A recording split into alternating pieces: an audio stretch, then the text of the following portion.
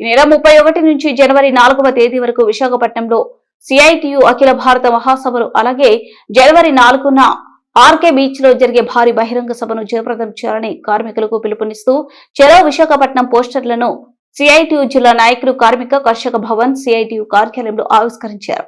ఈ సందర్భంగా సిఐటియు జిల్లా అధ్యక్ష కార్యదర్శులు పిఎస్ రాధాకృష్ణ, ఎండి అంజిబాబు మాట్లాడారు. పోస్టర్లు విడుదల కార్యక్రమంలో సిఐటియు జిల్లా నాయకులు నిర్మలమ్మ, బి రామాంజనేయులు, గోపాల్, ప్రభాకర్, విజయ్, రామాంజనేయులు, నరసింహులు, తిమ్మప్ప, ఉమా, మోహన్, జయచంద్ర, సుధాకర్ తదితరులు పాల్గొన్నారు. జై